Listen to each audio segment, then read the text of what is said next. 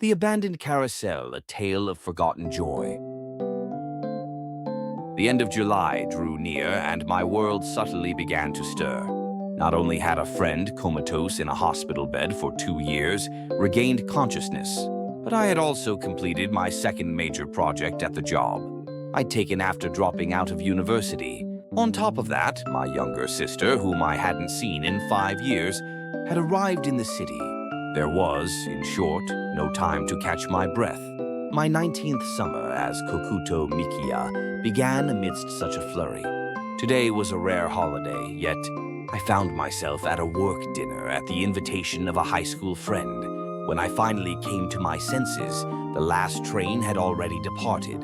Some of my colleagues took taxis home, but I, just a day before payday, had no such extra funds.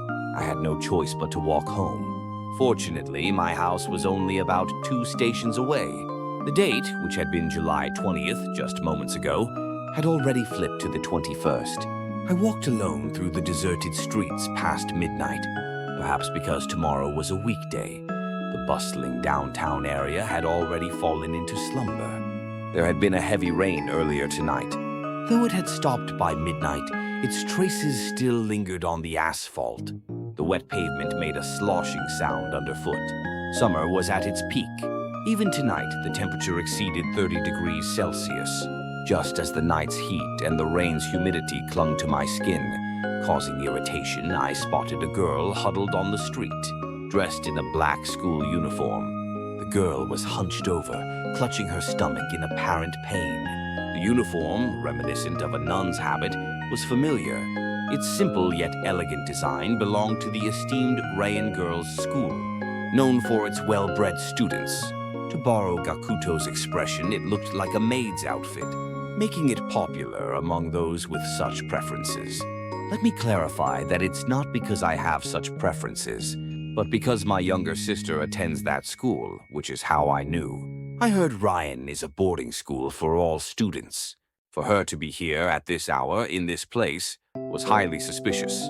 Had she gotten into some trouble? Or was she a delinquent student who defied school rules? Since my sister attended the same school, I decided to speak to the girl. "Excuse me," I said. The girl slowly turned her head. Her long black hair, tied back, cascaded down. The girl seemed to inhale faintly, very subtly. She was a long-haired girl. Her eyes were calm, and she seemed very well behaved. Her finely proportioned face was small and lovely, yet with slender, pointed contours. This delicate balance resembled the beauty of a Japanese doll. Her long hair was swept back, and a small section was tied near each ear, symmetrically draped down to her chest. However, one side of her hair was missing, as if cut off with scissors. Her neatly trimmed bangs gave the immediate impression of a well-bred young lady. "Yes, what is it?" the girl said with a pale face. Her lips were purple. It was clear she was experiencing cyanosis. The girl clutched her stomach with one hand, her face contorted in pain. "Are you feeling sick?" "No, that I well." The girl tried to appear composed, but her words stumbled. There was something precarious about her. Like Shiki when I first met her, she seemed on the verge of collapsing at any moment. "You're a Rayan student, aren't you? Did you miss the train? Rayan is far from here. Should I call a taxi for you?" "No, it's fine. I don't have an appointment." "Oh, me neither." The girl blinked, saying, "Oh, it was an absurd conditioned reflex on my part." "Really? Then your house must be close. Rayan is a boarding school.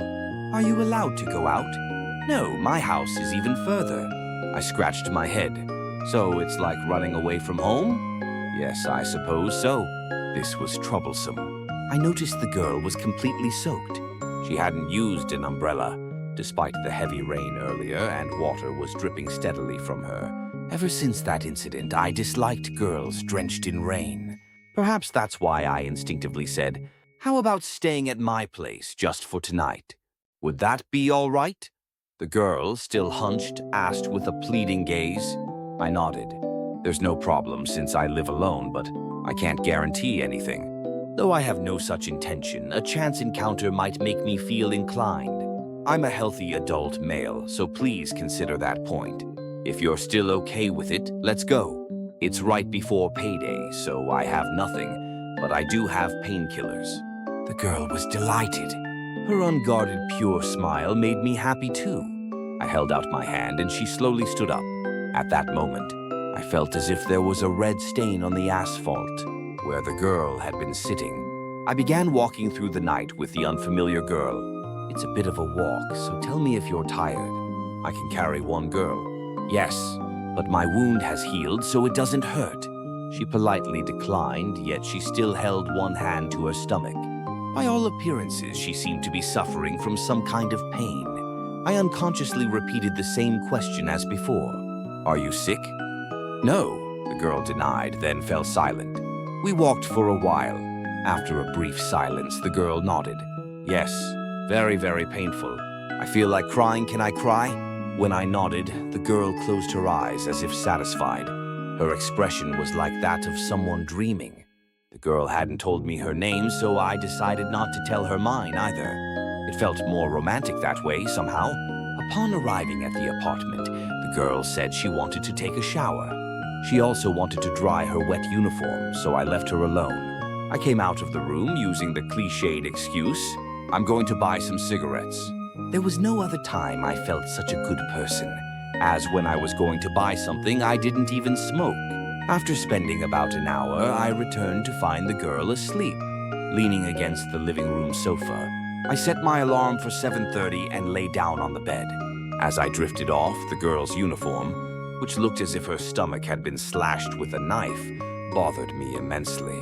The next morning, when I opened my eyes, the girl was sitting stiffly in the living room. As I got up, she bowed her head in greeting. "I caused you a great deal of trouble last night. I cannot repay you, but I am truly grateful." With that, the girl stood up, ready to leave. Thinking that she had been sitting formally just to deliver that greeting, I couldn't let her go. "Wait a moment. At least have breakfast before you go." The girl obediently complied. The only ingredients left were pasta and a can of olives, so breakfast naturally became spaghetti. I quickly made 2 servings and placed them on the table, eating with the girl. There was no conversation, so I turned on the television, and to my surprise, there was absurd news on, even in the morning. Wow, this is something Tuko-san likes.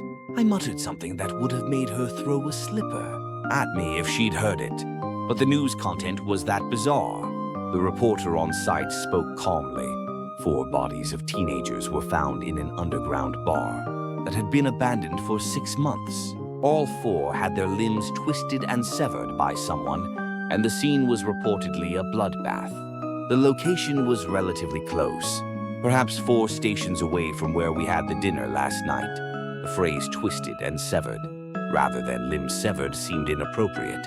However, the news had no further comment and began to announce the identities of the victims. All 4 victims were high school students, apparently delinquents who hung out in the streets near the scene. Relatives and acquaintances testified about the victims' lives before the camera, saying things like they were even involved in drug dealing. They deserved to die, those kinds of people. Such words flowed from the television, distorted. Annoyed by the news content that seemed to blame the dead, I turned off the television. I suddenly looked at the girl, and she was clutching her stomach, as if in pain. Perhaps her stomach condition was bad. Her head was bowed, so I couldn't see her expression. "There's no one who deserves to die," she said, breathing roughly. Why it had all healed, but now. The girl violently rose from the chair, her hair flying, and ran to the entrance. I hurriedly followed her, and the girl, hunched over, held out one hand. It was a sign that she wanted me to stay away. "Wait a moment. I think you should calm down. It's all right. 2 can't go back now, after all." Her face was distorted with pain.